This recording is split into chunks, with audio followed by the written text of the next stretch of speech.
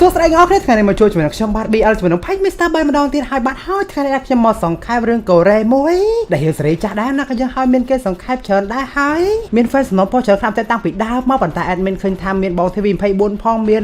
អ្នកផ្សេងធ្វើផងអញ្ចឹងដូច្នេះ admin delay ណាក៏យើងឥឡូវនេះ admin សង្ខេបអ្នកទាំងអស់គ្នាទស្សនាធានាថា hit តែម្ដងរឿងនោះមានចំណងជើងថា commitment នឹងឯងហើយនេះពិតជា hit ខ្លាំងមែនតើហើយល្បីណាក៏យើងទាំង Facebook ទាំងអីហ្នឹងគឺថាឈុត trailer ហ្នឹងគេកាត់មក hit ខ្លាំងមែនតើសង្ឃឹមថាអ្នកទាំងអស់គ្នានឹងចូលច្រើនណាក៏យើងហើយ admin ជឿថារឿងនេះប្រកាសជាផ្ទូនៅក្នុង Facebook ក៏ដូច YouTube របស់ admin ណាក៏យើង admin ជឿតែម្ដងដោយសារតែអ្នកទាំងអស់គ្នាចូលចិត្តមើលរឿងលក្ខណៈ hit ហើយចូលចិត្ត BL សង្ខេបរឿងអ្នកសង្ខេបអញ្ចឹងណាហ្នឹងហើយអ្នកទាំងអស់គ្នាតោះកុំឲ្យខាតពេលយូរតើយើងចូលទស្សនាទាំងអស់គ្នាតែម្ដងទៅបងប្អូនទាំងអស់គ្នាក៏តន់អាចទៅណាបើសិនជាចង់បានទឹកអប់ដែលមានក្លិនល្អគុណភាពល្អ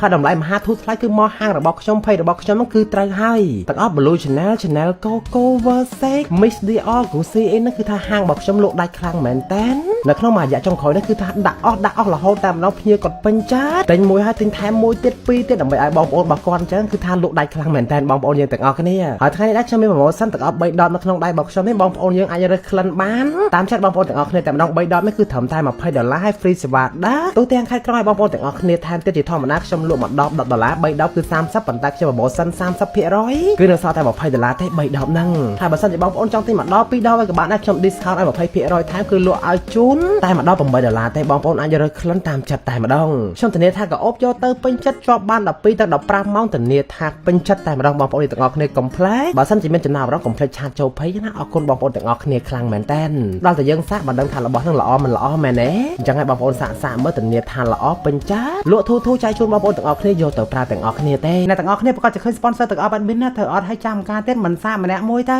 ចិត្តដាច់ម៉េះមិនក៏មិនសាកម្នាក់មួយមើលចង់ដឹងថាក្លិនវាល្អមិនល្អសាកធ្វើសាកម្នាក់មួយមើលធ្វើសាកមើល admin ធានាថាជាប់ចិត្តតែម្ដងតោះសាកម្នាក់មួយតោះថោកទេអូខេត